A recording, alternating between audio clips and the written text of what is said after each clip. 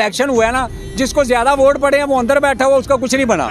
ये कह रहे थे इंतखाबात हल हैं, इंतखाबात हो गए, वोट पड़ गए, इलेक्शन खत्म हो गया, वोट भी उसको ज्यादा पड़ गए, उसको एक सूबे की हुकूमत भी मिल गई, फर्क कोई नजर नहीं आ रहा। आप वापडा के मुलाजिम हैं। हाँ, कर्जा नहीं उतरेगा। उसकी वजह ये है कि ये जब बेचते हैं, अभी जो इन्होंने डैम का एक का कहा है कि वो डैम को कतर जो है ना उसके अंदर सरमायाकारी करेगा और उसके बाद उसका यूनिट महंगा हो जाएगा क्योंकि पैसे कतर को देने, वो पैसे जो उससे लेंगे वो ये खुद खा जाएंगे, डैम पे नहीं लगेंगे।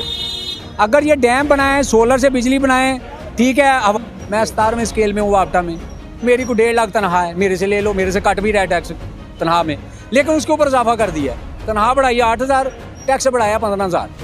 ठीक है, चलो मैं फिर भी कहता हूँ मेरा कोई अब आप जब मुझसे सुनेंगे वापटा के खिलाफ तो आप भी खुश हो जाएंगे। अच्छा, आप वापडा में थे? मैं खुद वापटा में हूँ और हम समझते हैं कि इसमें जो पॉलिसी गवर्नमेंट बना रही है, सबसे पहले तो IPPs का जो एक इस टाइम तो आपको पता है हर तरफ चल रहा है IPPs का, कि यार 60% बिजली बगैर बनाए वो पैसे ले लेते हैं। वो पैसे किससे निकलते हैं? इसकी जेब से, इसकी जेब से, इसकी जेब से, आपकी जेब। उसने कुछ बनाया भी नहीं, आपने उसको पैसे दिए इसकी जेब से निकाल के, गरीब बंदे की जेब से। बिल्कुल ठीक है। दूसरे नंबर पे ये है कि जो बिजली का यूनिट महंगा हो रहा है, आप गौर करें कि आज फिर 5 रुपए यूनिट महंगा हुआ है, पेट्रोल भी महंगा हुआ है, बिजली भी महंगी हुई है। अब वो जो महंगा हो रहा है, क्या वो वापटा का वर्कर तो नहीं कर रहा? वो तो नहीं कर रहा। अब तीसरे नंबर पे ये बात है कि 8, 10, 13 टैक्स हैं उसके अंदर। ये कई दोस्तों ने और भी बात की होगी कि यार इतने टैक्स हैं, वो वापटा की तरफ से नहीं है, वो गवर्नमेंट की तरफ से। जैसे वो कह रहा था मजीद टैक्स, आप इसकी मुखालफत करते हैं? बिल्कुल, हम कहते हैं कि यार अच्छा, मैं जब से मैं हुकूमत में आई हूँ पंजाब को बदल के रख दिया है, कोई गरीब नहीं है, कोई भूखा नहीं सो रहा, हमने सब ठीक करके रख दिया है। उन्होंने अपोजिशन में कहा था कि 300 यूनिट फ्री भी देंगे, लेकिन अभी तक यूनिट फ्री नहीं मिला। क्या कहेंगे इसके ऊपर? वाकई में ऐसा तब्दीली आई है? नहीं, पहले नंबर पे तो ये है कि ये तब्दीली, पहले भी एक तब्दीली का नाम लिया गया था, वो नहीं आई, और ये तब्दीली तो बिल्कुल ही नहीं आई, क्योंकि इसकी वजह से है कि ये सिर्फ एस्टेब्लिशमेंट के 2 धड़ों में से एक का तब्दीली आई है। एक धड़े को हटा के दूसरे धड़े को लाया गया है, इमरान खान को पीछे किया गया और मरियम वगैरह, शहबाज शरीफ वगैरह को लेके आया गया है। हम समझते हैं कि चाहे कोई भी आ जाए, कोई सियासी पार्टी आ जाए, कोई सियासी लीडर आ जाए, इनमें से जो हैं वो अवाम की हालत नहीं बदल सकते, वो अपनी हालत बदलेंगे। कौन बदलेगा हालत? आवाम खुद अपनी हालत बदल सकती है, जब खुद इकट्ठी होगी, कमेटियां बनाएगी मोहल्लों के अंदर, चौकों के अंदर, चौराहों के अंदर। ये असेंबली लगी हुई है अवाम की, ये अवाम देखें इर्द गिर्द, ये बंदे अवाम में हैं, ये माड़ा गरीब बंदा, वो देखें, इसको देखें, मुझको देखें, मुझे देखें, खुद मेरा क्या हालात। मैं इत्तेफाक करता हूं। ठीक है, हम समझते हैं कि अवाम, ये कहते हैं ना अवामी हुकूमत है, जमहूरी हुकूमत है। जमहूरी हुकूमत का मतलब ये होता है कि अक्सरियती। अभी तो ये जो इलेक्शन हुआ है ना, जिसको ज्यादा वोट पड़े हैं वो अंदर बैठा हुआ, उसका कुछ नहीं बना। ये कह रहे थे इंतखाबात हल हैं, इंतखाबात हो गए, वोट पड़ गए, इलेक्शन खत्म हो गया, वोट भी उसको ज्यादा पड़ गए, उसको एक सूबे की हुकूमत भी मिल गई, फर्क कोई नजर नहीं आ रहा। आप वापडा के मुलाजिम हैं? हाँ बिल्कुल। आपको यूनिट का ज्यादा पता होगा। 200 यूनिट पर, बल्कि छोड़ें, 190 यूनिट पर कितना बिल आ रहा है आजकल? अच्छा, ये जो उन्होंने आने में, आपको टैरिफ बताता हूँ ना, आपको समझ लग जाएगी। ये जो टैरिफ उन्होंने किया है कि यार 190 तक बंदे को इस रेट पे लगेगा, और जैसे ही 200 होगा, 201 होगा तो रेट बदल जाएगा। अच्छा, वो रेट एक दिन के लिए, 1 महीने के लिए नहीं बदलेगा, 6 महीने के लिए उसको वही रेट लगेगा जो उसका बढ़ चुका है।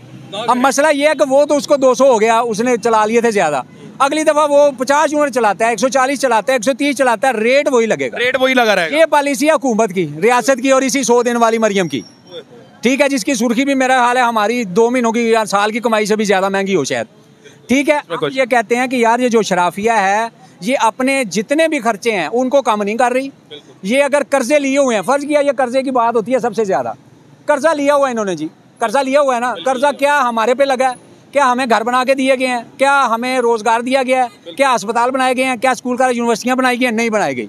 अगर वो कर्जा इस पे नहीं लगा, इन्होंने लिया, इन्होंने खाया, तो ये अदा करें, इनके पास खरबों रुपया अदा कर दें। हमारे पास है, जिसके पास बेचारे की तनख्वाह 18-20 हज़ार है, उसको कह रहे हैं तू भाई कर्जे में टैक्स दे, तो हमने कर्जा उतारना है, यही कहते हैं ना। अच्छा, स्कूल कॉलेज यूनिवर्सिटियां बेच देंगे, अस्पताल बेच देंगे, रेलवे, वापटा, पीए, ये सब बेच देंगे तो कर्जा उतरेगा। 72 महकमे बिक चुके हैं, अभी तक कर्जा नहीं उतरा।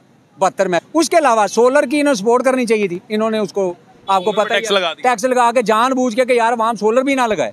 भाई सोलर को लगा रहा है, उसको मुफ्त प्लेटें दो, उसको एसेसरी सारी मुफ्त दो, उसका कन्वर्टर मुफ्त दो, उसको जो महंगी चीजें हैं उसके अंदर, बैटरियां महंगी हैं वो मुफ्त दो, आपने और मजीद टैक्स लगा लें, वो आवाम को दें ना। आवाम जब लगा लेगी, क्राइसिस आपका खत्म हो जाएगा। आपकी जो पावर का क्राइसिस है, आप कहते हैं जी पावर कम है हमारे पास, हालांकि ज्यादा है, जनरेशन ज्यादा है, जनरेशन है 47,000 के नजदीक, और हमारी जो खपत है वो हो सकता है कि 30 पे हो। इमरान खान ने कहा था कि मैं 50 लाख घर दूंगा, 2.5 करोड़ बच्चे स्कूल से बाहर है, मैं इनको दाखिल कराऊंगा, 1 करोड़ बंदों को मैं नौकरियां दूंगा।